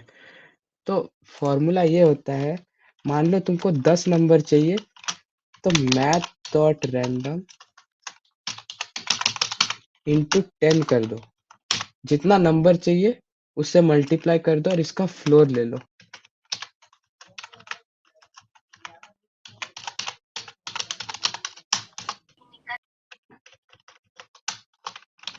इसका पूरा फ्लोर ले लो। ये मैथ डॉट रैंडम जितना भी तुमको रेंज का चाहिए, अगर 0 से 9 तक का चाहिए तब इंटू 10 करो, क्योंकि 0 से 9 में 10 नंबर्स लाई करते हैं। अगर तुमको 0 से लेके 999 तक चाहिए तो 100 तक 100 से मल्टीप्लाई कर दो। सॉरी, 0 से लेके 100 तक चाहिए तो 100 से मल्टीप्लाई करो, 1000 तक चाहिए तो 1000 से मल्टीप्लाई करो। और इसका फ्लोर इसलिए ले रहे हैं क्योंकि डेसिमल वैल्यूज भी जनरेट करता है मैथ डॉट रैंडम। मगर डेसिमल से तो मेरा कुछ काम नहीं है, हमको इंटीजर वैल्यू चाहिए। तो इसको डेसिमल को एक इंटीजर वैल्यू में कन्वर्ट करने के लिए हम लोग मैथ डॉट फ्लोर यूज करते हैं। फ्लोर का काम ये होता है, मान लो मेरे पास 1.98 आया, फ्लोर क्या करेगा, इसको 1 कर देगा। 2.01 आया, इसको इसको 2 कर देगा। मतलब जो भी वैल्यू है उसके पहला वाला, मतलब 1.98 है 1 हो जाएगा, 2.01 है 2 हो जाएगा। तो ये एक बेसिक फॉर्मूला था। Math dot random into hex character dot length, 16 number मेरे पास आ गया। अब इसका फ्लोर ले लेंगे।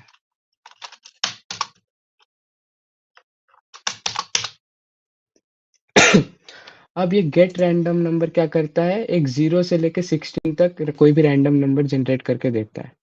अब हमको क्या करना है, खाली स्ट्रिंग में कोई भी एक रैंडम नंबर हमको जनरेट करके दे दो।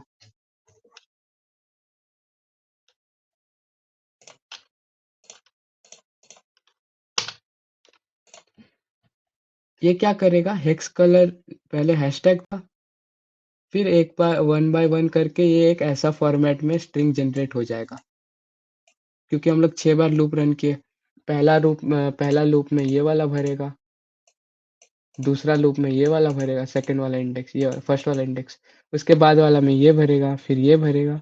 ऐसे कर करके पूरा एक स्ट्रिंग बन जाएगा। स्ट्रिंग बनने के बाद हमको क्या करना है, बॉडी को एक्सेस करने के लिए हम लोग यूज करेंगे डॉक्यूमेंट डॉट बॉडी। इससे हमको मिल जाएगा पूरा डॉक्यूमेंट का, मतलब बॉडी का डॉक्यूमेंट। इसका हमको स्टाइल चेंज करना है, डॉट स्टाइल। स्टाइल में हम लोग को क्या चेंज करना है, बैकग्राउंड कलर ना। आवाज आ रहा है मेरा? हाँ भैया हाँ। तो स्टाइल में हम लोग को क्या करना है, बैकग्राउंड कलर चेंज करना है।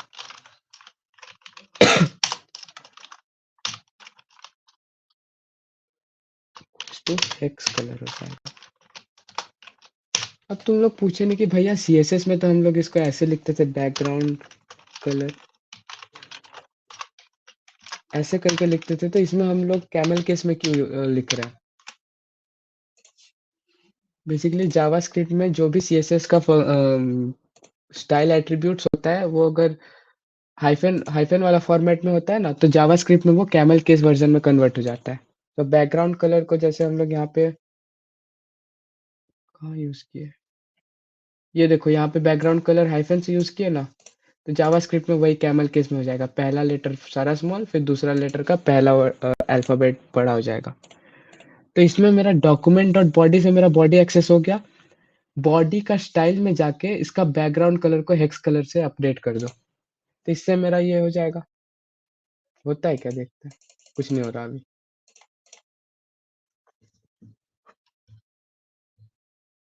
पूरा कंप्लीट कर लेते हैं, फिर देखते हैं। और एक होता है कलर टेक्स्ट। कलर टेक्स्ट मेरा है ये वाला, colour text dot inner HTML equals to hex colour.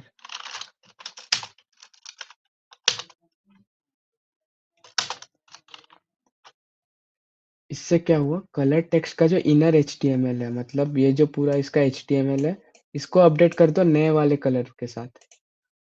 Plus ये वाला हम लोग का देखो, ये वाला कलर का टेक्स्ट भी चेंज हो रहा है। इसमें था yes। देखो ये भी चेंज हो रहा है। बस colour text dot style dot colour equals to hex colour. Okay, now let's look at the code, अगर कहीं गलती वगैरह कुछ है।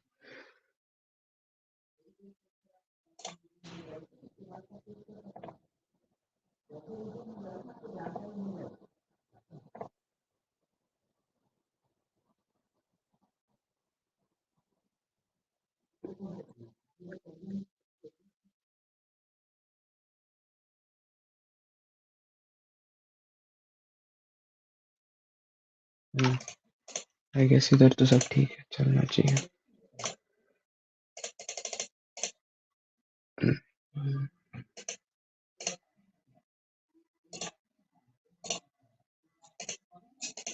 ओके, कुछ दिक्कत है शायद।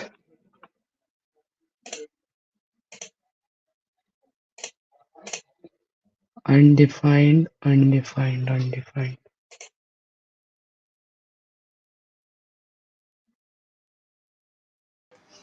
भैया ये जो क्रोम पे आप खोले हैं, ये इंडेक्स वाला फोल्डर ओपन हुआ है ना?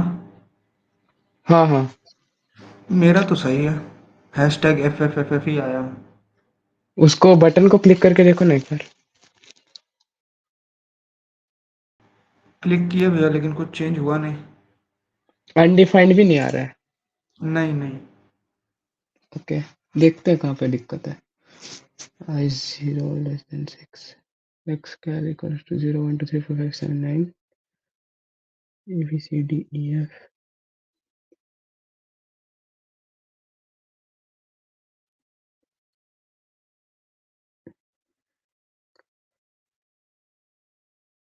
ये मतलब कि गेट रैंडम नंबर, इसको मतलब डिफाइन नहीं करना पड़ेगा लेट यूज करके। किसको?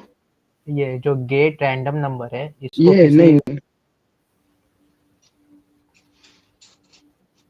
लाइक उसके बाद ओपन क्लोज ब्रैकेट है ना, उसके अंदर कुछ लिख के फिर उसको वहां पर ऐसा।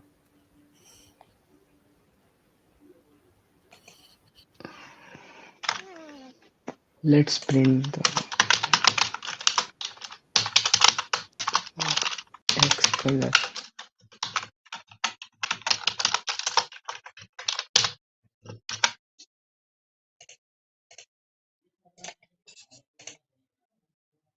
console undefined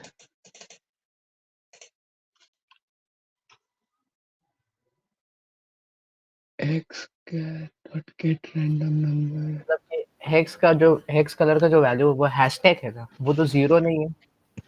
नहीं, ये तो वो पहला स्ट्रिंग का जो हैशटैग है वो। मतलब वो जीरो नहीं होना चाहिए। फिर मतलब कल नहीं हैशटैग नहीं, जीरो प्लस ये ऐसा? नहीं, स्टाइलिंग में हेक्स कलर तो हैशटैग से शुरू होता है।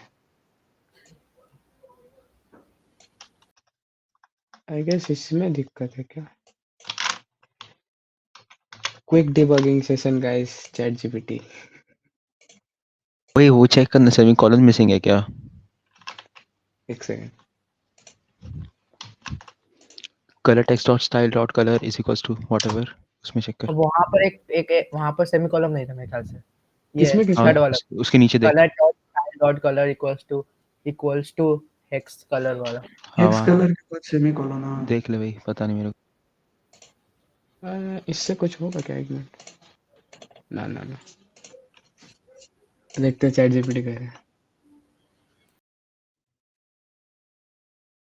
Okay, we have to call the function, right?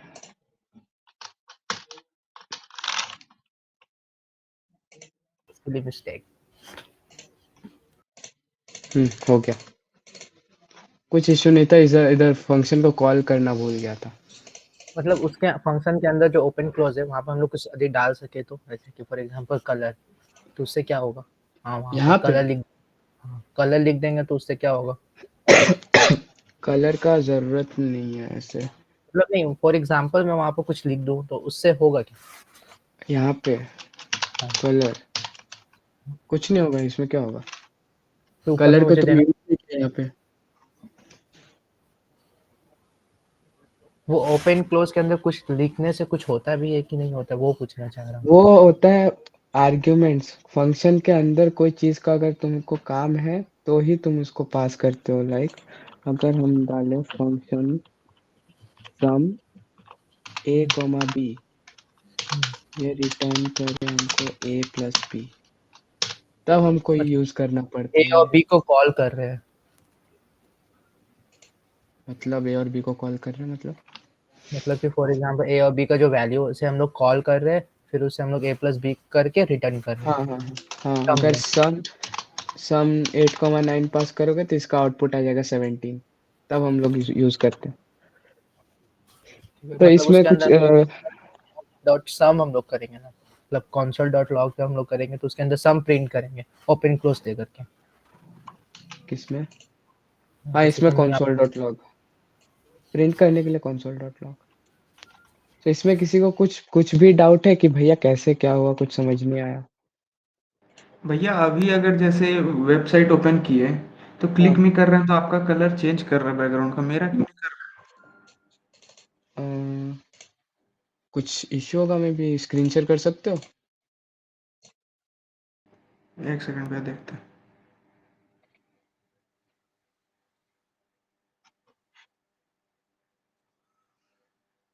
नहीं, परमिटेड नहीं है भैया। प्रेजेंटर होगा तो आई गेस। शायद आप बंद करें तो मेरा प्रेजेंट हो। Okay, try once. हाँ, अब आया।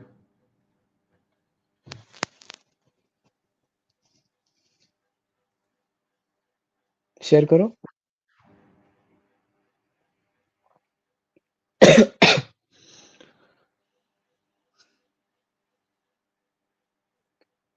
एक second. Hashtag ptn colour code.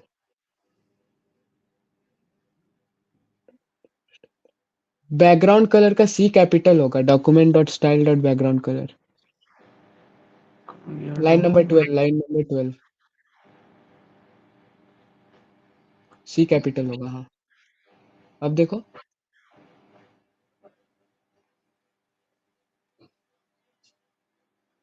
नहीं हो रहा भैया स्टिल। नहीं हुआ?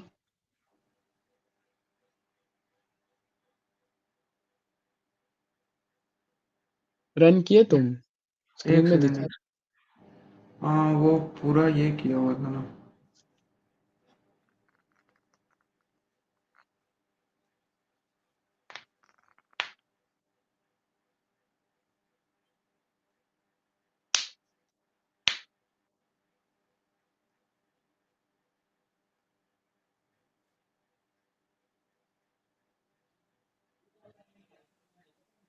देखिए, नहीं दिखा रहा कुछ।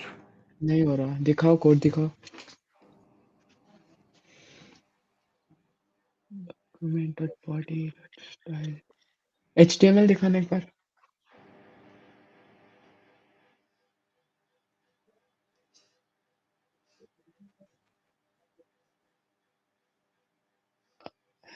JS दिखाओ।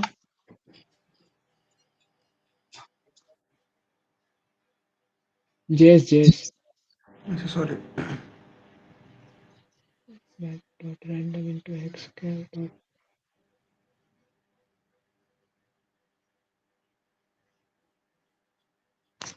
ये एक सेकंड। मतलब कि लाइन नंबर ये लाइन नंबर 9 में वो हेक्सा सी कैपिटल क्यों है? स्मॉल होगा ना हेक्सा सी, हेक्सा कैर है हाँ, 26। हेक्सचर का C स्मॉल होगा लाइन नंबर 9 में। हेक्सचर का C स्मॉल होगा। अब तो ये देखो। तो भैया फिर ओके नहीं हो रहा। क्यों? हेक्स कलर का भी सी स्मॉल ही होगा कि कैपिटल रह सकता है? नहीं नहीं नहीं।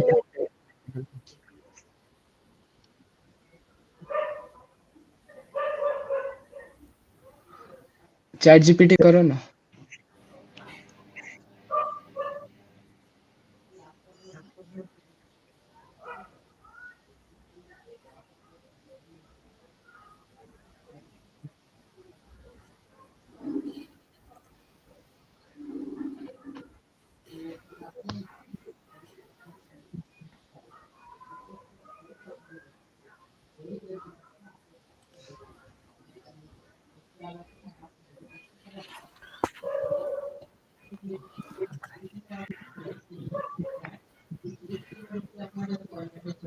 मिसमैच बता रहा है रैंडम डॉट एक फ्लोट एरे में गलती है बोल रहा है और एक mismatch है।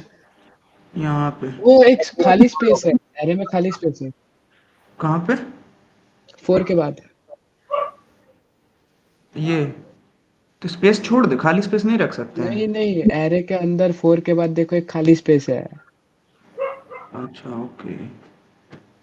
और एक देखो कुछ तो वेरिएबल का नाम मिसमैच बोल रहा था। हाँ एक ये यहाँ पे ये वाला बता रहा था मिसमैच। अब देखो शायद से हो जाए। सेमीकोलन दे दो। हाँ सेमीकोलन नहीं रखा। हाँ सेमीकोलन दे दो। अब रन करो। हाँ अब हो गया।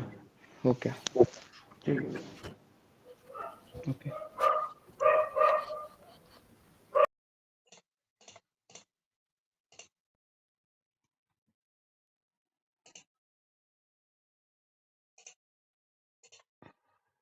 मजा आया प्रोजेक्ट बनाने में? हाँ भैया। ओके। तो और एक लास्ट चीज बचा हुआ जो है एरो फंक्शंस, राइट?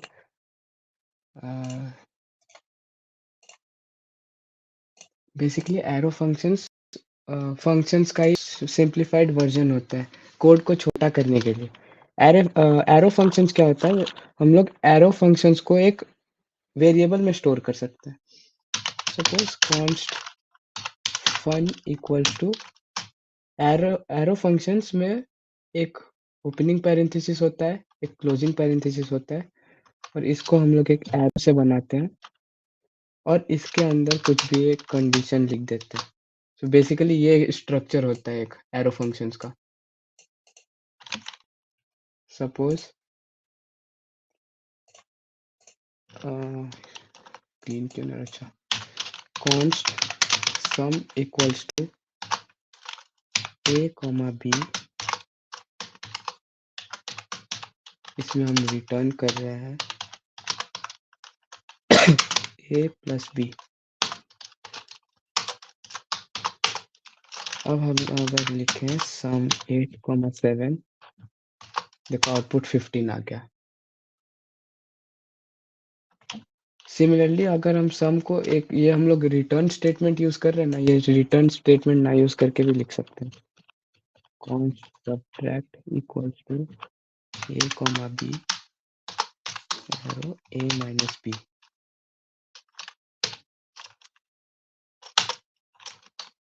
सब 10 माइनस 8। ओके आई गेस कुछ इशू है।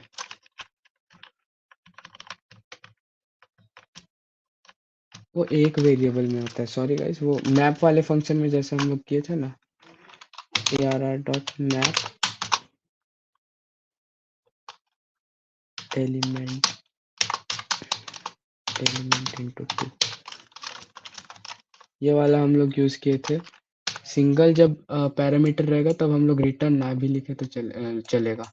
बेसिकली यही होता है कि एरो फंक्शन में या तो तुम पैरामीटर पास करो या ना करो, एक अंदर एक कुछ कंडीशन होता है। बेसिकली ये फंक्शन का ही सिंपलीफाई। डाउट है इसमें किसी को कुछ? नहीं भैया। यहाँ तक कुछ भी डाउट है तुम लोगों को? आज का सेशन यहीं तक था, तो अब हम लोग डाउट्स पे चलते हैं। किसी को कुछ भी डाउट है तो पूछ सकते हैं।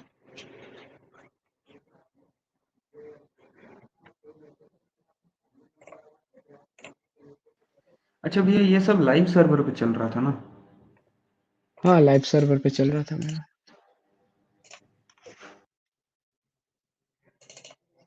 लाइव सर्वर कुछ नहीं, बस एक एक्सटेंशन होता है। बार बार फाइल से ओपन करो, वो करो, उससे अच्छा लाइव सर्वर प्रेफर करो। आई होप तुम लोगों को मजा आया होगा प्रोजेक्ट बना के। This was Yes. All for today session. Leave, you guys can leave after submitting a feedback form. Let me show you the feedback form. Wait a minute.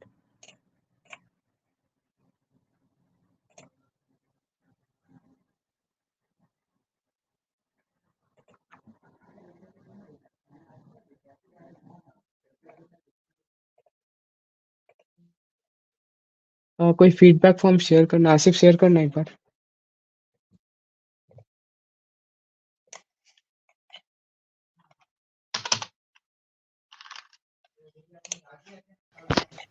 एक सेकंड यार, मेरे पास है नहीं, निकालने दो। आयन भी कोई भी। महरूफ के पास होगा। Okay, I got it. Okay. मिल गया। Wait a minute, let me share the screen.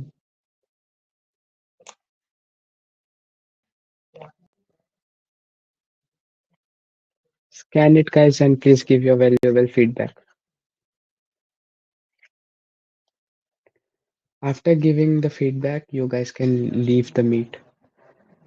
And do not forget to join us tomorrow. We will be building a bigger project tomorrow. कल बैक एंड बैकएंड नहीं, technically थोड़ा बहुत backend का लंबा लेना पड़ेगा ना।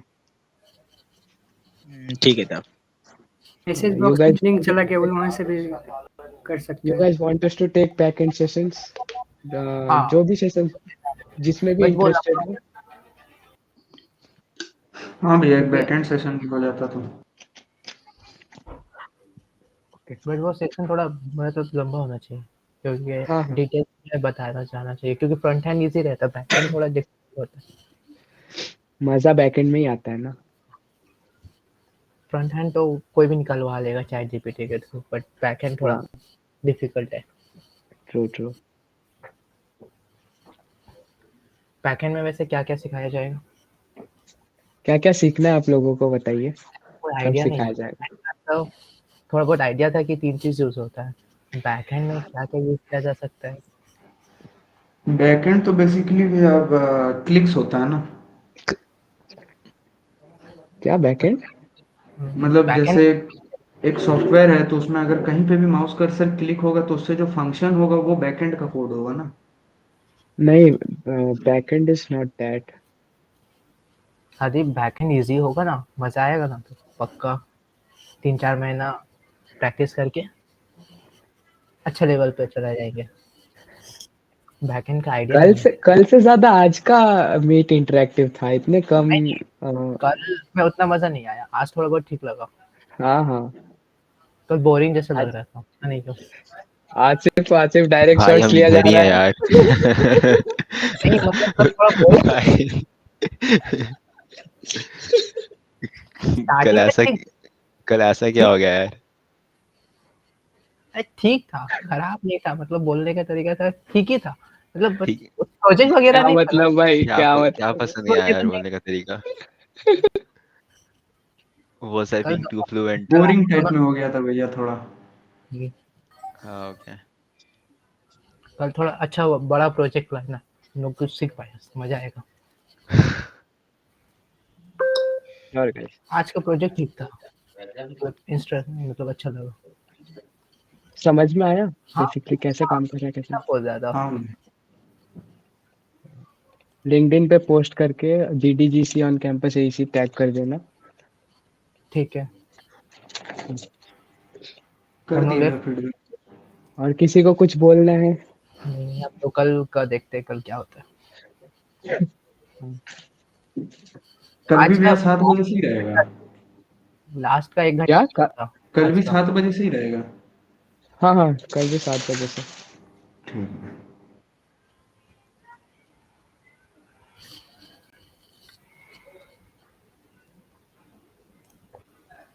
किसी को कुछ भी बोलना है बोल सकता है, चिल टाइम अभी, तो कल बहुत क्या पढ़ लिए। जाएगा?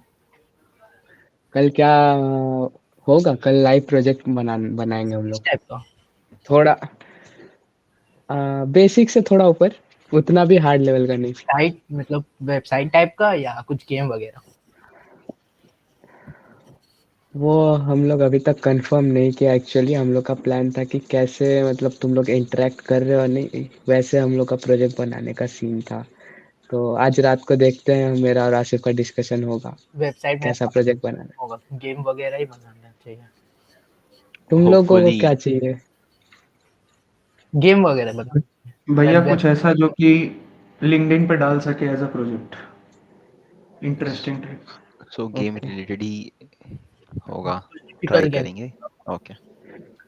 Okay okay, game related, done done done.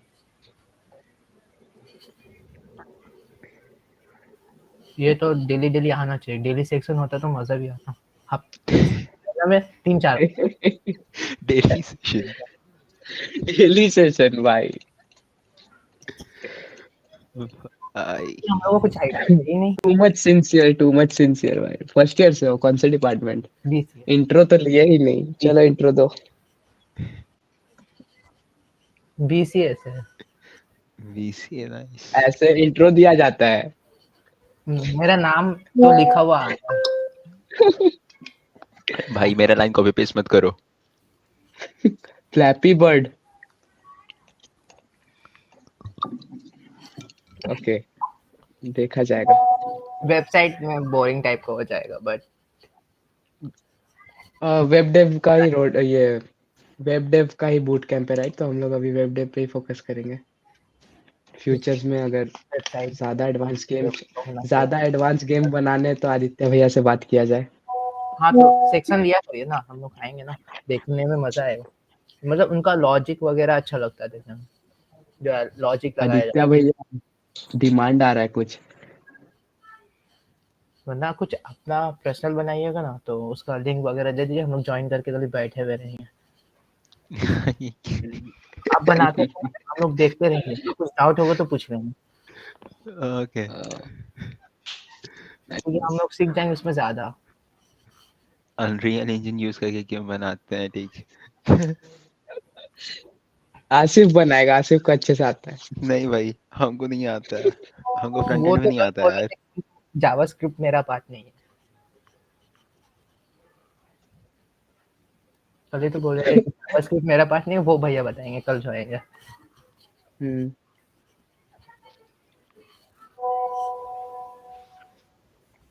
Okay guys, you can leave.